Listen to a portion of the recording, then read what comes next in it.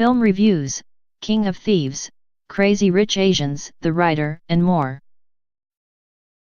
King of Thieves, Cert 15, 108 MINS, it looked as though Oscar-winning director James Marsh had lined up the perfect box office heist.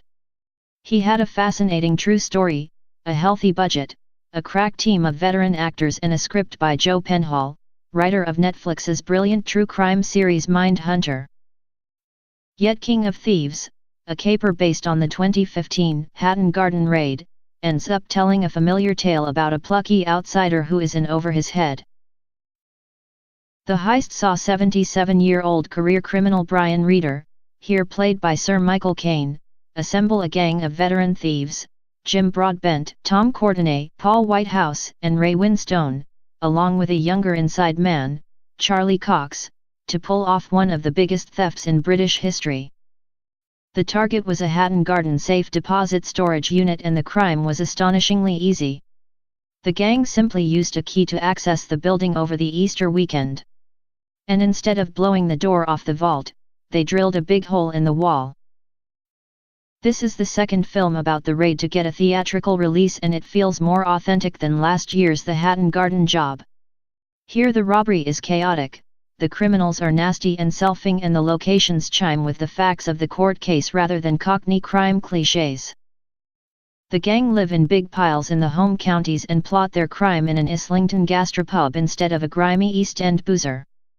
But I suspect it was Marsh's attempt to add an authentic edge to the glossy crime caper that was his undoing. On some level we need to root for the old rogues, but you sense that Marsh, who won his Oscar with the documentary Man on Wire, thought we wouldn't like what we found if he let us inside their heads. Unable to create sympathy without sacrificing authenticity, he tries to win us over with broad comedy. We are introduced to the gang at a wake held for Reader's wife.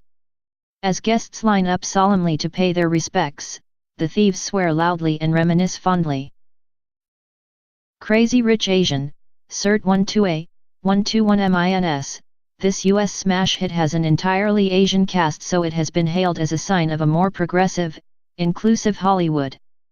But this fluffy rom-com offers a very familiar form of entertainment.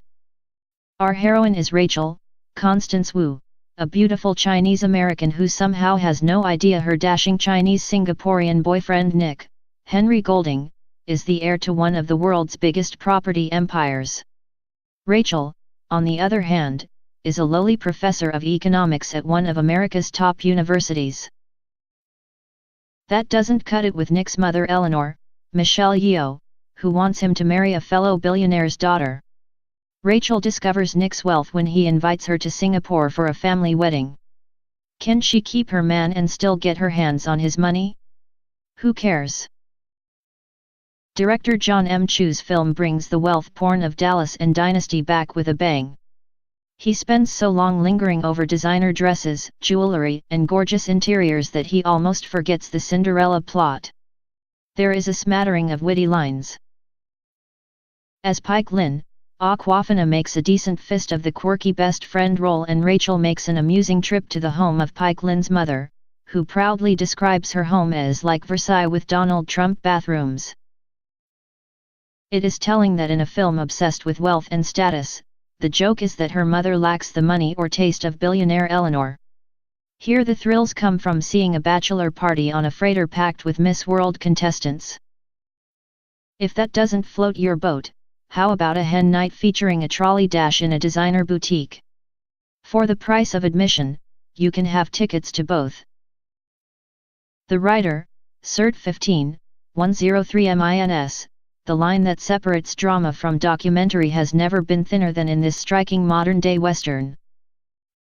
This beautifully shot art house drama tells the story of Brady Blackburn, an up-and-coming rodeo star and horse trainer from South Dakota who is forced to give up both jobs when he is thrown from a horse and suffers a debilitating brain injury. The story is loosely based on the life of Brady Jandreau, the actor who plays Blackburn. Director Chloe Zhao's idea is clever one. Cast real people as your characters and the film will have a powerful feeling of authenticity. This pays off in two fascinating sequences. In one we see Brady break a wild horse. This is something that Jandro casually did on set when he came across an animal on location. Zhao let her camera run, and it's fascinating to witness the beast slowly fall under his spell. In another touching moment, we see Brady with his best friend Lane, a disabled former bull rider played by Jandro's disabled best friend Lane. The scene is so moving that you know neither man is acting. But there is nothing here that approaches a conventional plot, so the pace can feel slow. It is a memorable film, but the story feels a little thinly spread. The Predator, Cert 15-107 he has been making regular sorties into our cinemas for 30 years, but this fussy reboot may have finally put an end to the world's toughest alien. In this fourth installment of the sci-fi action series, director Shane Black gives us more monsters, more heroes, more subplots, and less entertainment. When two spaceships packed with aliens land on Earth, it falls upon Olivia Munn's biologist, Boyd Holbrook's army sniper, and a coachload of mentally ill veteran soldiers to fight them off. But the action scenes are forgettable, the mythology is confusing, and the bad taste comedy is hopelessly off-target. Lucky, Cert 15-88 he was so great at playing quirky characters that the late Harry Dean Stanton wasn't offered a lot of leading roles. But director John Carroll Lynch made sure he took his bow in this lovely, touching indie drama.